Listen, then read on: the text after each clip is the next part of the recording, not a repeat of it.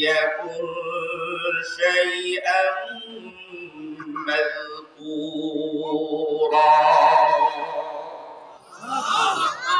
هل أتى على الإنسان মানুষের কি এমন একটা সময় কাটে নাই হিনুম মিনাদ দাহর যে একটা সময় কেটেছে লাম ইয়াকুন শাইআম মাযকুরা যে সময়টা তার আলোচনা করার মতো বিষয় ছিল না আমার ভাইয়েরা অতীতের দিকে আল্লাহ পাক উম্মতে মুসলিমাকে একটা বিষয় বুঝাইতে চাচ্ছেন ও মানুষ আজকে যে তুমি মানুষ একটা সময় তুমি আলোচনা করার কোনো বস্তু ছিল না আমাদের অস্তিত্ব বলতে কিছু ছিল না কি বলেন ছিল আমাদের অস্তিত্ব বলতে কিছু ছিল না আমার ভাইরা আমার বন্ধুরা এক নবী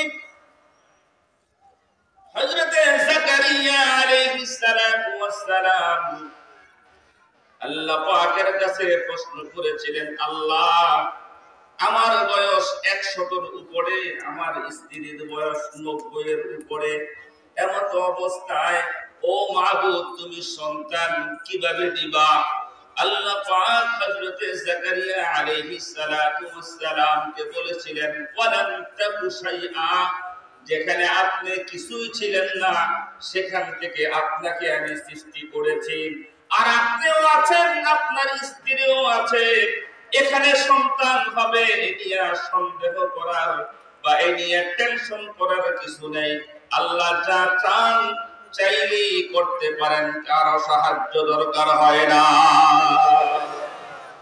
রব্বে কারীম মানব জাতিকে কথা বলছেন হাল আতাল ইনসানি হিনুম মিনাদ দাহর লাম ইয়াকুন শাইআন মাযকুরা এমন কোন পুরুষ এমন কোন নারী যাদের এখনো বিবাহ শাদী হয় নাই এমন ছেলে এমন মেয়ে কথা বলতে পারবে না আমি বিবাহ করলে আমার 3টি ছেলে হবে 5টি মেয়ে হবে আমার 6টা মেয়ে হবে একটা ছেলে হবে না মেয়ে হবে না এমন কথা কেউ বলার সাহস রাখে না কথা ঠিক না বেঠি রব্বে কারীম বলেন ওয়ালিল্লাহি মুলকুস সামাওয়াতি ওয়াল আরদ ইয়াখলুকু মা ইয়াশা ইয়াহাবু লিমান ইয়াশাউ ইনাতান ওয়া ইয়াহাবু লিমান ইয়াশাউ যুকুর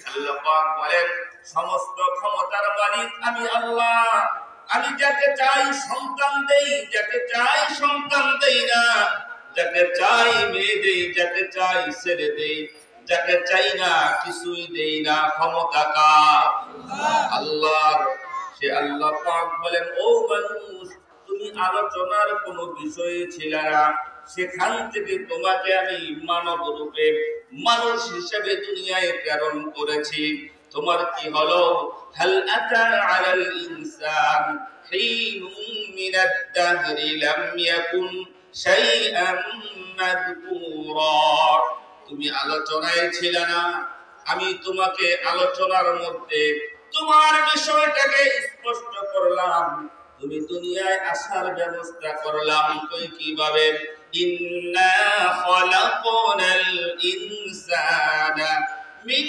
নুতফাতিন আমশাজিন নাবতালিহি ফাজআলনাহু সামিআন বাসীরা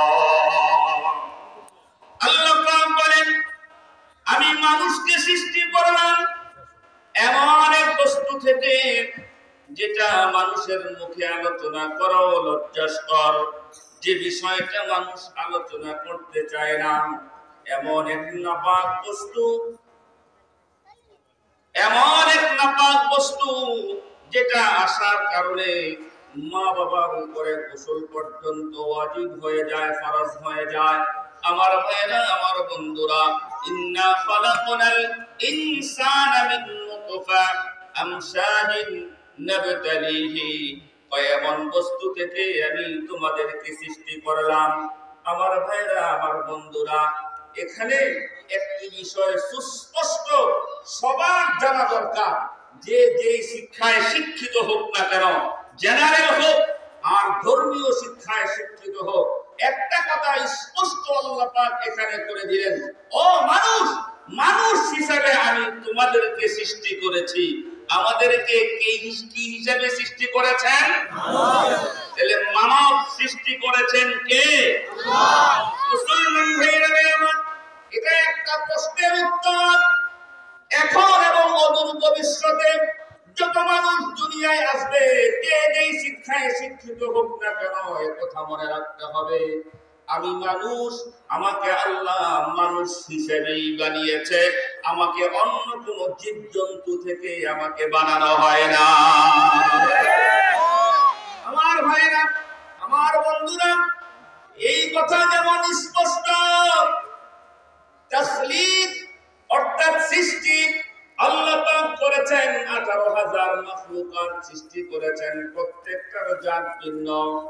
আল্লাহ পাক মানুষকে মানুষ হিসাবে বানিয়েছেন, এই কথার প্রমাণ কোরআন শরীফে ভুরি ভুরি রয়েছে।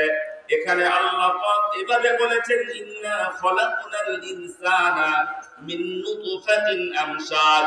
আরেক জায়গায় আল্লাহ পাক বলেন, লাকাদ খলাকনাল ইনসানা ফি আহসানি তাকওয়িম। আমি আল্লাহ সবচেয়ে সুন্দর করে বানিয়েছি মানুষ।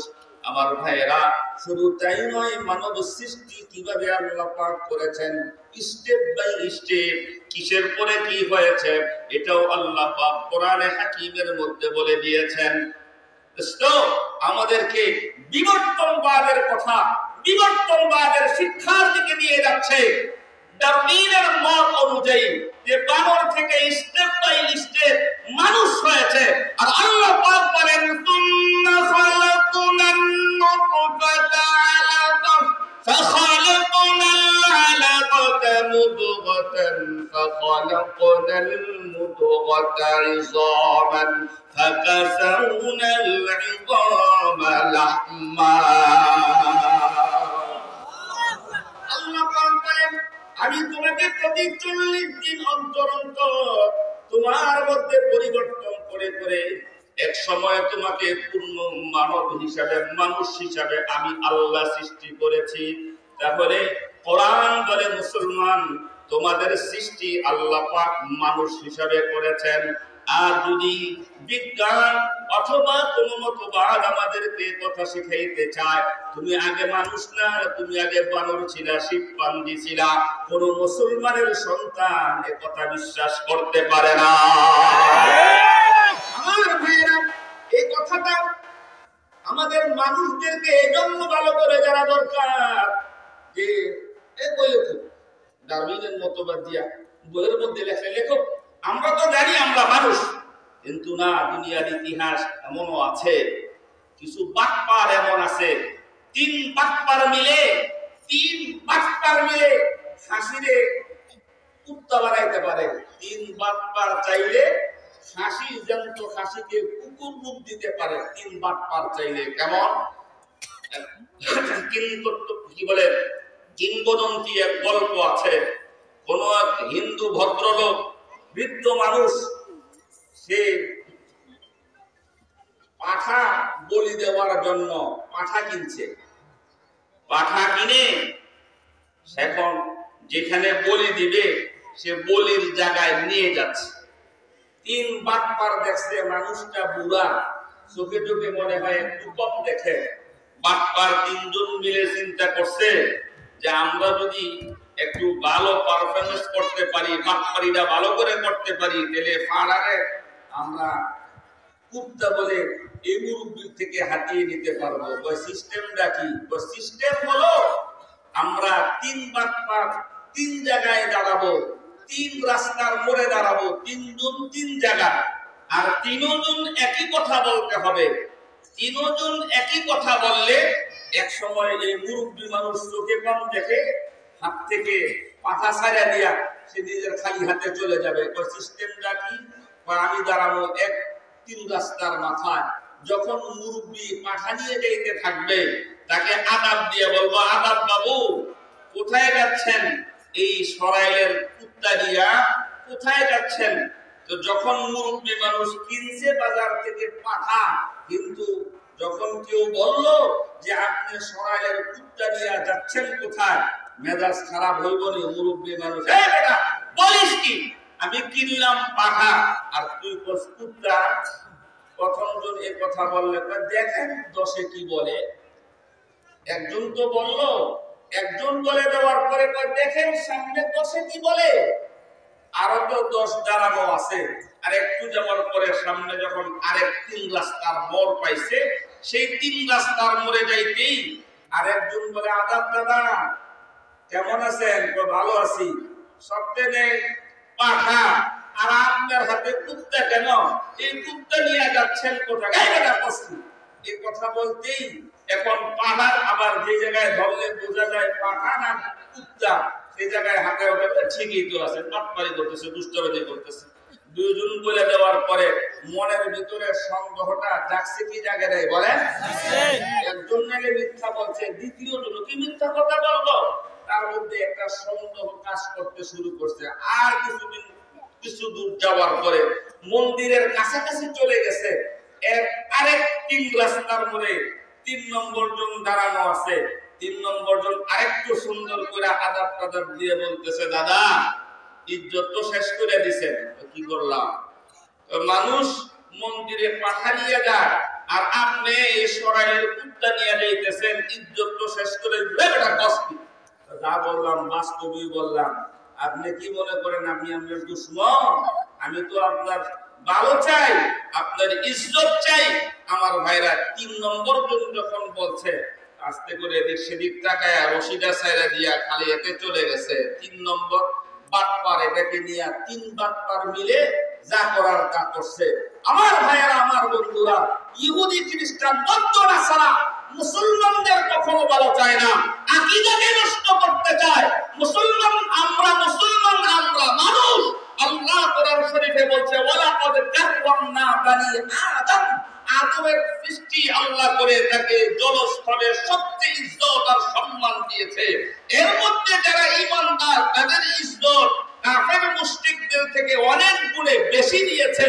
এখন আমাদেরকে তারা মুমিন দেখতে চায় না, আকীদার মধ্যে তারা 2 নম্বরে ঢুকাই দিয়ে আমাদের ঈমান ধ্বংস করতে চায়। ও দোস্ত, ও বন্ধু, বানর যে বানর এটা তো সবাই জানে, সবাই চিনে। প্রত্যেকে এই ডারউইন এই কথা বলে ঈমানদারদের ঈমান ধ্বংস করার জন্য, মানুষের ইজ্জত আর সম্মান হাওয়াতিপন্ন করার জন্য এমন এক মতবাদ সে আনলো, যে মতবাদ এখন যদি উম্মতে মুসলিমা, আমার বাংলার মুসলমানদের, বাংলার মানুষের সন্তানদেরকে এই মতবাদ শিক্ষা দেওয়া হয়, একদিন না একদিন এই কথা যদি খালি একটু সন্দেহ আসে, হইতেও তো পারে বানরের চেহারার মধ্যে মানুষের মধ্যে ততটা তফাৎ নাই, হইতেও তো পারে যদি এমন সন্দেহ এসে যায়, কোরআন শরীফের এই আয়াতের সাথে সংঘাত হবে কি হবে না? এই জন্য উম্মতে মুসলিমা ভালো করে যেন মনে রাখে, মুসলমান ঈমানদার চাইছে যে ধর্মের হোক না কেন, মানুষ সৃষ্টি করেছেন কে? মানুষ কোনো অন্য প্রাণী থেকে আসে নাই, মানুষ কোনো অন্য প্রাণী থেকে মানুষ হয় নাই। মানুষকে আল্লাহ পাক নিজের কুদরতি হাতে সৃষ্টি করেছে। ওই বিশেষ করে এই চেহারাটা আল্লাহ নিজের কুদরতি হাতে সৃষ্টি করেছে। এটা একটা আল্লাহ পাকের নিদর্শন। কিয়ামত পর্যন্ত, আদম থেকে নিয়ে কিয়ামত পর্যন্ত যত মানুষ আসছে আর আসবে, আপনি খেয়াল করবেন প্রতিদিন সকালবেলা ঘুম থেকে জাগ্রত হয়ে চক্ষু খুলে আপনি দেখবেন কোন মানুষের চেহারার সাথে এ পর্যন্ত কারো চেহারার মিল হয় না। এটা আল্লাহ পাকের নিদর্শন, আল্লাহ পাকের নিদর্শন। আমার ভাইয়েরা, আমাদের এই দেশে আরেক ধর্মের লোকেরা আছে যারা এভাবে মানুষ রূপী তারা দেব দেবী বানায়া পূজা করে। এদেরকে যদি বলা হয় তোমরা 100টা দেবী বানাইবা, 100টা, 1000 নয়, 1 লক্ষ নয়, 100টা দেবী বানাইবা। 100টা দেবী বানালে দেখবেন যে 100টা 100 রকম হবে না, গিয়া দেখা যাবে 2টা 3টা একরকম হয়ে গেছে। কথা ঠিক না বেঠি? এটা না বলতে বাধ্য, বলতে বাধ্য, বলতেই হবে। মানুষের চক্ষু আর আল্লাহ পাকের সৃষ্টি। আমার ভাইরা, আল্লাহ পাক বলেন ওয়াফি আনফুসিকুম আফালা তুবসিরুন। ও বান্দা, তুই তোর নিজের উপর একবার চিন্তা করে দেখ, আমি আল্লাহর পরিচয় তুই পেয়ে যাবি। খুব বেশি দূরে না, চেহারার মধ্যে চাইতে হবে না, হাতের দিকে তাকা। এই যে বিদ্যাঙ্গুলের মধ্যে আল্লাহ পাক এমন এক কারিগরি আর এমন এক কেরামতি করে রেখেছে, দুনিয়ার একজনের টিপসইয়ের সাথে আরেকজনের টিপসইয়ের কোনো মিল নাই। একজনের ফিঙ্গারের সাথে আরেকজনের ফিঙ্গারের মিল আছে? 5 বছর পরে সৌদি আরব থেকে তাকে বের করে দিছে, কোনো কারণে সৌদি থেকে তাকে বের করে দিছে। 5 বছর পরে আবার এই লোকটা সৌদি আরব ঢোকার জন্য যখন ঢুকছে, ফিঙ্গার দেওয়ার সাথে সাথে লাল বাতি জ্বলে উঠছে। কোন দিন, কোন তারিখে, কোন সময় এই ফিঙ্গার নিয়ে তাকে বাহির করা হয়েছিল, ডেট সহ তার চোখের সামনে স্পষ্ট হয়ে গেছে, তুমি তো 2 নম্বর। তোমাকে 5 বছর আগে এই দেশ থেকে খুরুজ লাগানো হয়েছিল, বাহির করে দেওয়া হয়েছিল, ফিঙ্গার সাক্ষী দেয়। আমার ভাইয়েরা, আমার বন্ধুরা, যদি বাবা আদম থাকতো আর শেষ মানুষটা পর্যন্ত একত্রিত করা হইতো, কারো ফিঙ্গারের সাথে কারো ফিঙ্গার মিলতো না। আমরা আপনারা চেষ্টা করলে 10টা ফিঙ্গার বানাইতে পারবো? 2টা থেকে 3টা বানাইতে গেলে তো কোনটা কোন দিকটা দাগ দিব ঠিক নাই। আমার ভাইয়েরা, আমার বন্ধুরা, তো আল্লাহ পাক বলেন, ইন্না খালাকনাল ইনসানা, আমি মানুষ সৃষ্টি করেছি মিন নুতফাতিন, শুক্রাণু থেকে, স্বামী স্ত্রীর মিশ্রণের শুক্রাণু থেকে, বীর্য থেকে, আমশাজিন নাবতালিহি, উদ্দেশ্য একটা, আল্লাহ পাক বলে আমি তোমাদেরকে পরীক্ষা করব। কি করবে? পরীক্ষা। নাবতালিহি ফাজআলনাহু সামিআন বাসীরা, আল্লাহ পাক বলে আমি তোমাদেরকে পরীক্ষা করব। 2টা শক্তি তোমাদেরকে দান করেছি। আল্লাহ এই আয়াতের মধ্যে মানুষের 2টা শক্তির কথা বলেছেন। একটা হলো সামিআন, আরেকটা হলো বাসীরান, কান দিয়া শ্রবণ করা, চোখ দিয়া দেখা। মানুষও চোখ দিয়ে দেখে, জীব জানোয়ারও চোখ দিয়া দেখে। মানুষও কান দিয়া শোনে, জীব জানোয়ারও কান দিয়া শোনে। কথা ঠিক না বেঠিক? জীব জানোয়ারও চোখ দিয়া দেখে, মানুষও চোখ দিয়া দেখে। আমার ভাইরা, জীব জানোয়ারও কান দিয়া শোনে, মানুষও কান দিয়া শোনে। এখন এই 2 দিক থেকে যদি বরাবর করা হয়, জীব জানোয়ারও দেখে, মানুষও দেখে, জীব জানোয়ারও শুনে, মানুষও শোনে। তাই বলে জীব জানোয়ারের মধ্যে আর মানুষের মধ্যে তফাৎ আছে না নাই? পার্থক্য থাকা লাগবে কি লাগবে না? ও মুসলমান ভাইয়েরা, আমার বন্ধুরা, এই দিনটা খুব বেশি দূরের না, এই দিনটা খুব বেশি দূরের না, এখনো আছে হয়তোবা, আগের তুলনায় এত বেশি নাই। প্রত্যেকের বাড়িতে 1টা 2টা 4টা গরু বাছুর ছিল এক সময়। কথা ঠিক না বেঠিক? গরু বাছুর থেকে দেখে কি দেখে না? দেখে কিনা? কানে শোনে কিনা? মুসলমান ভাইরা, আমার বন্ধুরা, গরু বাছুর বেড়া বকরি দুম্বা তারা এমন বহু দূর দারাজ থেকে পর্যন্ত যদি গলার রশি ছেড়ে দিয়ে তাদেরকে হাঁকিয়ে দেওয়া হয়, তাহলে অন্য কোনো মহাজনের বাড়িতে যাবে না, অন্য কারো বাড়িতে যায় না, ঠিক তার মালিকের বাড়ি পর্যন্ত পৌঁছে যায়। কথা ঠিক না বেঠিক? গরু ছাগল তার মালিকের বাড়ি চিনে বাড়ি পর্যন্ত চলে আসে। হাদাইনা, আল্লাহ এই বুঝ গরুরেও দিয়েছে, ছাগলরেও দিয়েছে। আমার ভাইরা, আমাদের দেশে তো হাজার হাজার ছাগল একসাথে কেউ পালে না। আরব ভূমিগুলোতে তারা এক পালের মধ্যে হাজার হাজার ছাগল লালন পালন করে। একটা যেদিকে যায় সবগুলো ওই দিকে যায়। তাদের জন্য 2-4টা ছাগল বলতে একজন ছাগল হয়ে যায় আমাদের দেশে। আর হাজার হাজার ছাগল বলে মাত্র কয়েকজন রাখাল থাকে। এরা পাগল হয় না, ছাগল ঠিক মতোই চলে। আল্লাহ পাক এখানে যে বিষয়টা সুস্পষ্ট করে দিয়েছেন, সামিআন বাসীরান, অন্য সমস্ত প্রাণীরও শ্রবণ শক্তি এবং দৃষ্টি শক্তি আছে, মানুষেরও শ্রবণ শক্তি আছে, দৃষ্টি শক্তি আছে। পার্থক্য কোথায়? গরুকে ছেড়ে দিবেন, গরু নিজের জমিনও চিনে না, মালিকের জমিনও চিনে না, অন্যের জমিনও চিনে না। গরুর মুখ যদি খোলা থাকে, রাস্তা দিয়ে আসলে কোনটা মালিকের জমিন কোনটা অন্যের জমিন সে চিনবে না, জানবে না। ছাগল চিনবে না, জানবে না। যেখানে খাবার দেখবে সেখানেই মুখ দিবে, কথা ঠিক না বেঠি? যেখানে খাবার পাবে গরু সেখানেই মুখ দিবে, যেখানে খাবার পাবে ছাগল সেখানেই মুখ দিবে। ও দোস্ত, ও বন্ধু, দেখেছি, কিন্তু তার বিবেক এমন নাই, বিবেচনা করার ক্ষমতা নেই। কিন্তু আল্লাহ পাক মানুষকে দেখার সাথে সাথে বিবেচনা করার মতো, পার্থক্য করার মতো একটা যোগ্যতা দান করেছে, ঠিক না বেঠি? তুমি রাস্তা দিয়ে যাইবা, রাস্তা দিয়ে যাইতে অনেক কিছুই তোমার চোখের মধ্যে পড়বে, চোখের সামনে পড়বে, অনেক কিছুই তুমি দেখবা। কিন্তু আল্লাহ পাক যে বিষয়টা তোমাকে পরীক্ষা নিবে, যা দেখতে পারো তা দেখা ছাড়া অন্যের দিকে যদি তুমি তাকাও, এই বিচার আল্লাহ পাকের কাছে হবে কি হবে না? আল্লাহ পাক বলেন, ও মানুষ, আমি তোমাকে দৃষ্টি শক্তি দিয়েছি, সামিআন বাসীরান, দুইটা জিনিস দিয়েছি, তুমি দেখবা, তুমি শুনবা। ও দোস্ত, ও বন্ধু, যদি বিস্তারিত ব্যাখ্যা বিশ্লেষণ করে বলা হয় তাহলে আমরা অনেকেই পাকড়াও হয়ে যাব। হাই হাই হাই হাই, আমার মধ্যে মনুষ্যত্ব, মানবতা কি আছে? আল্লাহ যে আমাকে দৃষ্টি শক্তি দিল, তাই বলে কি সব দেখা যাবে? আর দৃষ্টি শক্তি আছে, স্বপ্ন দেখা, স্বপ্ন দেখে কি চলা যাবে? এখন মানুষ যা দেখা দরকার সেটা দেখতে চায় না, যা দেখা নিষেধ সেখান থেকে চোখ ফিরে আনে না। আল্লাহ পাক বলেন, নাবতালিহি, আমি তোমাকে মানুষ বানায়া পরীক্ষার সম্মুখীন করেছি, আমি অবশ্যই তোমাকে পরীক্ষা করব। ও বান্দা, তুমি আমার বিধানকে, আমার রাসূলের সুন্নতকে জীবদ্দশায় কতটুকু মানলা? ফাজআলনাহু সামিআন বাসীরা।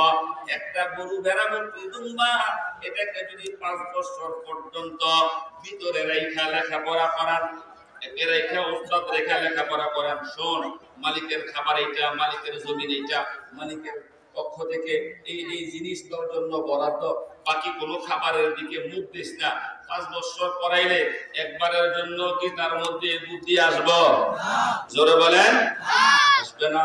আর মানুষের সন্তান, নিজের সন্তান, তাকে যদি বলে দেয়, শোনো, এই জমিনটা আমাদের, এই বাড়িটা আমাদের, এই জায়গাগুলো আমাদের, এগুলো হচ্ছে আমাদের মালিকানায়, এছাড়া অন্য কোনো থেকে, কোথাও থেকে কিন্তু তুমি কিছু নিবা না, ধরবা না, অন্যদিকে তুমি চোখ দিবা না। একবার বললে আমার আপনার সন্তানের এই কথাগুলো মনে থাকবে কি থাকবে না? অবশ্যই থাকবে। এটা হলো মানুষ আর হাইওয়ান, জানোয়ারের মধ্যে পার্থক্য।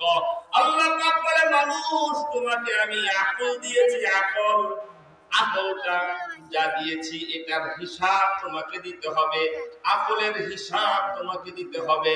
দুনিয়ার অন্য কোনো প্রাণীকে আকল দেই নাই। বান্দরের কি আকল আছে?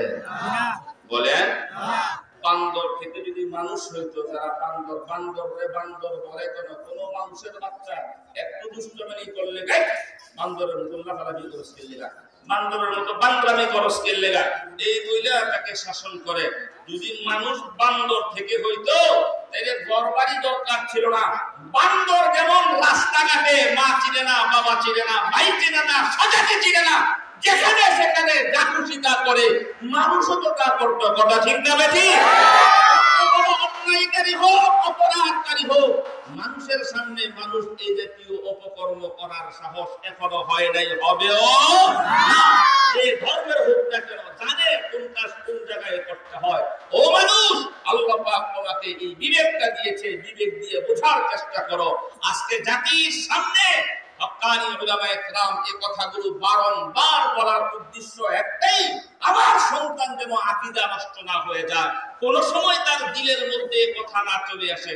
হইতেও তো পারে, হইতেও তো পারে, এই জাতীয় আকীদা যেন না হয়।